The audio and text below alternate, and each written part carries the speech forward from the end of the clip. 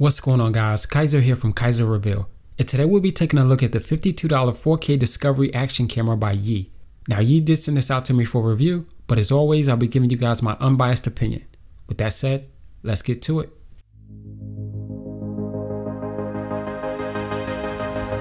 Whispering soft, alluring signs, wrapping you around my finger, gently touch, full of spell, blinding you into another, sneaking around, hunt and prey, to find me another lover. Behind closed doors, an empty space, we're in a secret love encounter.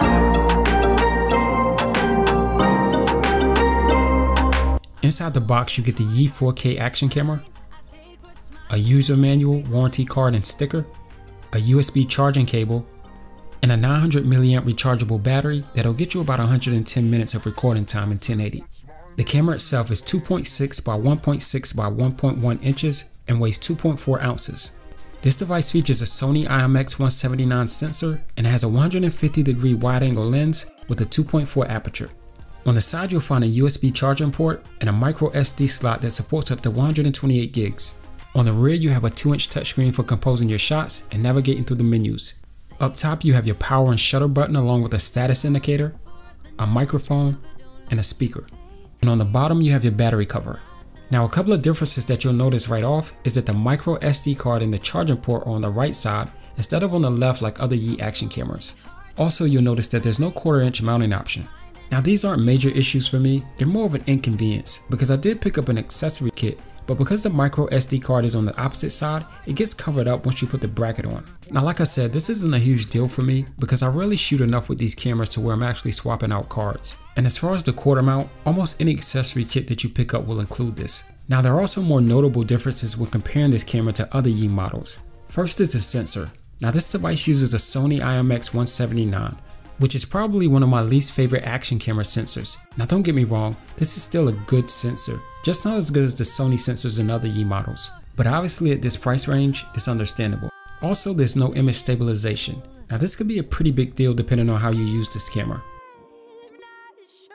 If you're using it for mounted shots like I did here, or if you're using a gimbal, which a lot of people do, then you can get around this. The other major difference is the frame rate at 4K. Now, this camera does shoot 4K, but only at 20 frames per second. Now, 24 frames per second is pretty much the baseline, or 25 frames per second in countries that use PAL. At any rate, this is pretty much the slowest playback rate that still looks smooth enough to feel real. And it also gives the footage a cinematic look. Now, once you start to go below this, the footage starts to look choppy. So for me personally, I stick with 2K at 30 frames per second, or 1080 at 60 or 30 frames per second. In terms of slow motion, you can shoot as high as 90 frames per second, but only at 720p, which is a pretty huge hit in terms of quality. So 1080p at 60 frames per second will be your best bet. As for stills, this camera does a really good job. You can shoot either 8 or 16 megabits. Now, the images are pretty sharp, although there is some distortion present. In terms of settings, you'll find pretty much all of the standard settings that are in other models, such as the ability to adjust the metering, image quality, white balance, ISO, sharpness, exposure, loop and time lapse, and shutter speed and camera mode. Now, I did find that scrolling through the menus is kind of laggy. It doesn't appear to be responsive, so stopping on the exact setting can be a pain, but hopefully this is something that can be fixed on a firmware update. This device also has built-in Wi-Fi and can connect to your smartphone with the Yi app. Now, the audio from this device is not the best, but it's not the worst either. What you're listening to now is audio from the Yi Action Discovery camera.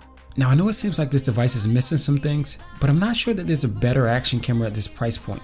Now, obviously the lack of stabilization in 4K at 20 frames per second can be a bit hard to swallow. But when I look at other action cameras in this price range, the image stabilization isn't that good anyway, and the 4K is usually interpolated 4K. Now, I did question Yi about this, and they did confirm that this is true 4K. Now, how relevant that is at 20 frames per second, well, that's another story. But the point I'm trying to make is, once you start adding these additional features that more expensive cameras have, then you're gonna have to pay more money. Now, Yi is advertising this device as an action camera for beginners, but this definitely has a spot in my camera bag because I mostly use these types of cameras to mount on my car and capture cool driving footage. But overall, this is a really good camera at this price. And if you're talking about the best action cameras, you're either looking at GoPro or Yi. But if you're talking about the best affordable action cameras, there's really no comparison.